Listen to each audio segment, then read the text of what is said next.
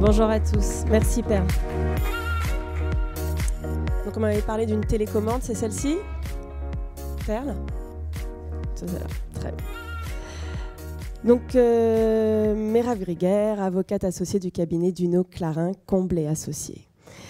Mon objectif ce matin, très rapidement, puisque le temps qui m'est accordé est particulièrement succinct, c'est d'identifier les obstacles et les lever tout de suite pour vous permettre de développer au maximum et d'explorer autant que possible ce fameux champ du possible.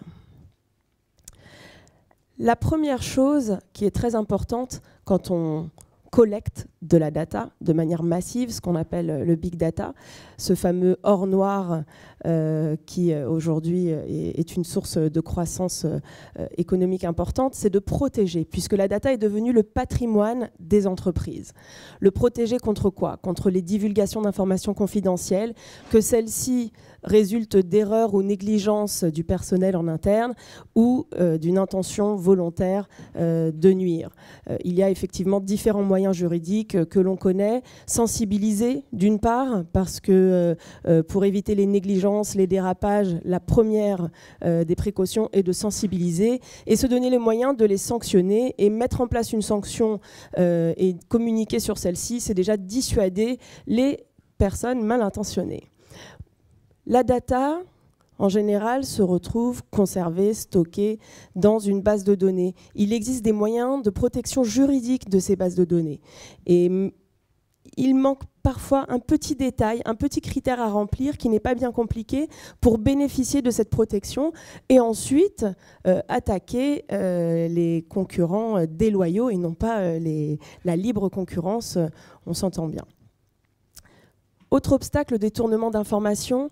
Le vol de données est désormais reconnu, c'est sanctionné par le code pénal, le vol tout court bien entendu, mais la soustraction de données par des manœuvres illégales et déloyales est également sanctionnée. L'accès frauduleux à un système d'information, à un traitement de données est également sanctionné par le code pénal, bien entendu. De lourdes amendes à la clé et également des peines d'emprisonnement. Et on voit se développer énormément les problématiques de cybersécurité, comment lutter contre les cyberattaques, les cybermenaces. On a pu voir récemment Sony pour les affaires les plus médiatiques et TV5 Monde, mais ça arrive au quotidien. Et bien entendu, derrière tout ça, il y a toute une problématique de réputation et de confiance que l'on risque de perdre vis-à-vis de ses clients et de ces personnes qu'on appelle les data subjects, les personnes concernées, les personnes dont on a collecté et traité les données. C'est également, une fois qu'on a protégé ce patrimoine, cet or noir, ces data, l'important est de se donner les moyens de l'exploiter librement. Et l'un des obstacles est bien entendu, tout le monde le sait, la réglementation, le dispositif juridico-légal. Il existe de nombreuses normes. On a des normes nationales, notamment cette loi informatique et liberté du 6 janvier 1978 qui a été lourdement modifiée. Grande modification substantielle en 2004, mais encore jusqu'en 2011 et ça va continuer. Tout ceci résulte de normes européennes, notamment une directive bien ancienne de 95. C'est ce qui va valoir un grand bouleversement très prochainement, qu'on annonce depuis longtemps et qui peine un peu à arriver, mais qui devrait arriver en 2015. Nous sommes en 2015, donc on estime d'ici fin 2015. Le projet de règlement européen, le projet de loi sur le numérique et le projet de loi sur le renseignement qui va également impacter la data et les CRM. Alors, quelques principes fondamentaux avant de vous quitter, parce que l'objectif était de vous permettre de lever ces obstacles. Je ne vais pas vous faire le détail de toutes ces normes et de toutes les précautions qu'il convient de mettre en place, mais peut-être quelques points clés, des règles fondamentales à respecter. Pensez au principe de loyauté. Quand on collecte une donnée, des données, il faut faire preuve de bon sens et en général, on l'a quand on entreprend. Le bon sens, c'est de les collecter pour une finalité qui vous paraît légitime et de n'utiliser, c'est le principe de proportionnalité, que des données qui sont strictement nécessaires pour cette finalité identifiée. Transparence, c'est vis-à-vis des personnes dont les données sont collectées. Aujourd'hui, on voit que les choses sont plutôt bien faites en matière de cookies pour informer de l'utilisation des données techniques, de navigation, etc. Mais également au niveau CRM, business, se fournir les moyens dès le départ en informant les personnes de l'étendue de l'exploitation de ces données. Les informer au préalable, faire preuve de transparence. En général, on ne fait rien de mal. Faire du business, on ne fait rien de mal. Ce n'est pas du tout illégal et les lois ne sont pas là pour empêcher ce développement et cette nouvelle économie. Mais la transparence est l'une des règles fondamentales. Et bien entendu, on n'est pas obligé d'informer de manière anxiogène. On peut faire ce qu'on appelle du marketing juridique, c'est-à-dire customiser. Certains parlent d'édulcorer. L'important, c'est d'informer, d'être clair et de rendre cette information lisible et visible. Sécurité, confidentialité, c'est des détails. On paye bien souvent des logiciels, des firewalls extrêmement sophistiqués et on réalise qu'en interne, les gens ont mis sur leur poste de travail un post-it avec leur identifiant et leur mot de passe. C'est un exemple vulgarisé volontairement, mais il y en a un bon nombre et c'est des petits détails, des bonnes pratiques qu'il convient de mettre en place en interne.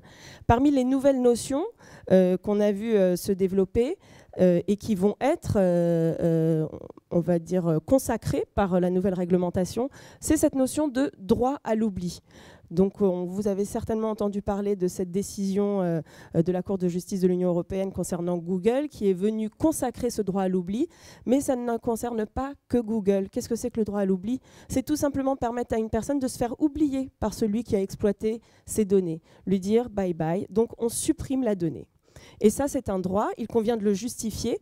Et bien entendu, ce n'est pas parce qu'une personne en fait la demande qu'on doit nécessairement la lui accorder. Il y a une appréciation. Alors c'est une appréciation, ce qu'on appelle un peu à ses risques et périls, mais il y a des règles basiques et de bon sens encore, parce que ça reste des lois de bon sens. On en a souvent peur, on les regarde de manière, avec un regard assez péjoratif, mais tout est réalisable et c'était le message que je voulais vous donner. Deux autres notions que l'on entend dans ces conférences de spécialistes de la data et de la data privacy, c'est les notions de privacy by design. Aujourd'hui, comme l'environnement, le développement durable, ça devient la data, la data privacy, data protection, deviennent des notions de valeur sociale. Et communiquer sur le respect de ces règles fondamentales, c'est un gage de confiance, un gage aussi de compétitivité qui est intéressant à exploiter. Et pour aller au plus haut de l'échelle, c'est le privacy by default.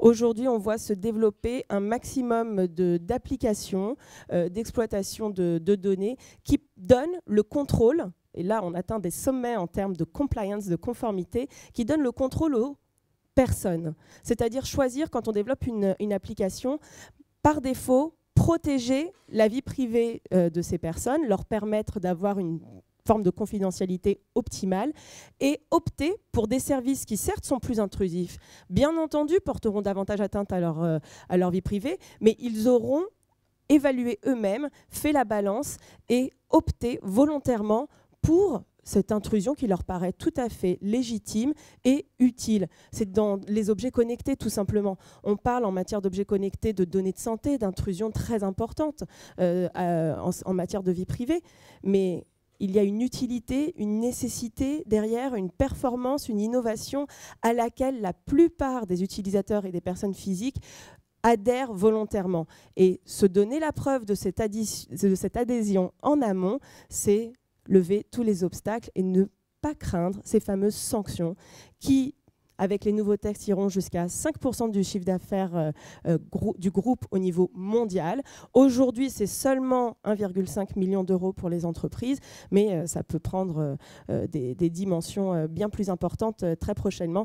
Et bien entendu, un simple avertissement de l'autorité de régulation qui s'appelle la CNIL peut porter atteinte à la réputation de l'entreprise et être constitutif d'une perte de confiance vis-à-vis de ses utilisateurs.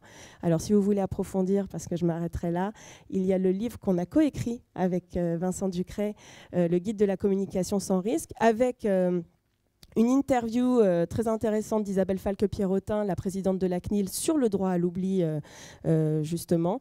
Et enfin, en anglais, The Privacy Data Protection and Cybersecurity Law Review, de Law Business Review, une revue internationale. Et là, vous aurez par chapitre quasiment tous les pays du monde entier pour identifier leur réglementation.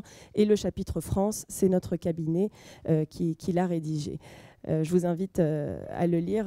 C'est intéressant de voir les différentes réglementations et constater qu'il existe un champ du possible. Tout n'est pas contrainte, c'est simplement de la vigilance et des précautions à prendre en amont parce qu'après, c'est trop tard. Merci à vous.